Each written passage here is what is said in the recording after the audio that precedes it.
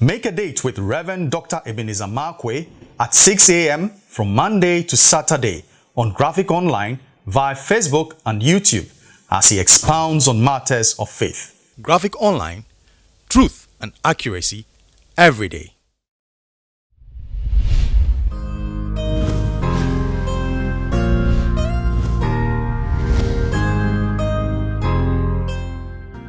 This is Rev Dr Ebenezer Markwei of Living Streams International, bringing you matters of faith with Graphic Online.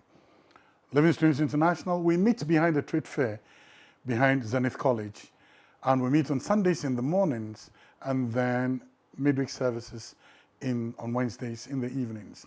And this morning, I like to capture my thoughts with the word, service with a smile. In Genesis chapter 39, from verse 19 to 21, there is a powerful story of that. You know, Joseph, he had come from a place where he was wearing a coat of many colors, and that coat of many colors was very powerful, you know, and he had, you know, one way or the other, by the wickedness of his brothers, found his way to Egypt. And in Egypt, he had been posted into Potiphar's house, where he began to serve. And then also, too, from the Potiphar's house, he was also, by false accusation, landed in jail, landed in the dungeon in Pharaoh's palace. And there he was also serving the principal jailer. Now, for me, there are some very powerful truths that need to be investigated. First of all, you know, this boy was much treated by his father and all those things, and maltreated by his brothers. So Joseph had every reason to be a very bitter, very angry person. And he had every reason also to be somebody who would be obnoxious to everyone, because life had not dealt fairly with him. And who says life is always fair? And that's one of the things.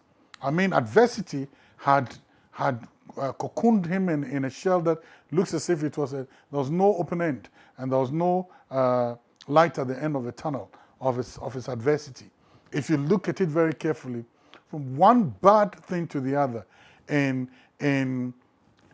Dothan, he had been beaten up by his brethren, stripped off his coat of many colors, torn to smithereens, and then dumped in a pit, taken and sold as a slave. If you look at the chronology of his narrative, you see different forms of adversity.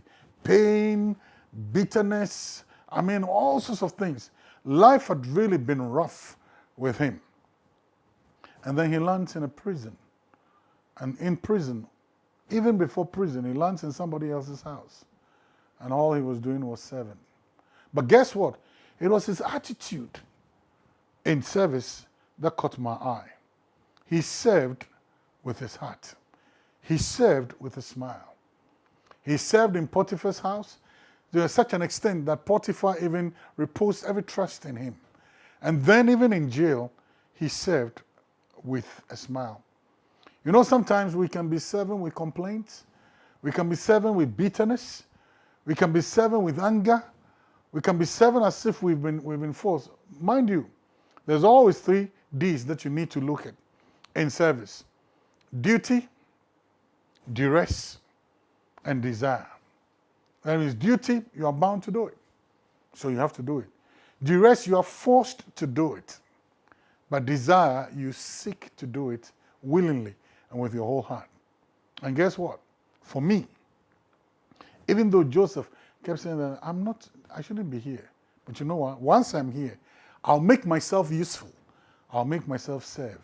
And that service was with the desire. That was why when he walked to Pharaoh's presence, he said, look for a servant. Somebody who will serve your dream with a desire. Somebody who would watch over your dream and look after your dream and make sure the person serves your dream. That is what we are looking for. We are not looking for people who are under duress. We're not looking for people who are duty bound. No. Serve with a desire. Serve with a desire to do that. And that is service with a smile. In whatever thing you find yourself, wherever area you find yourself, learn to serve with a smile. For that is what catches the eye of people. And long after they are gone from your presence, they'll remember you like the butler remembered Joseph. Service with a smile.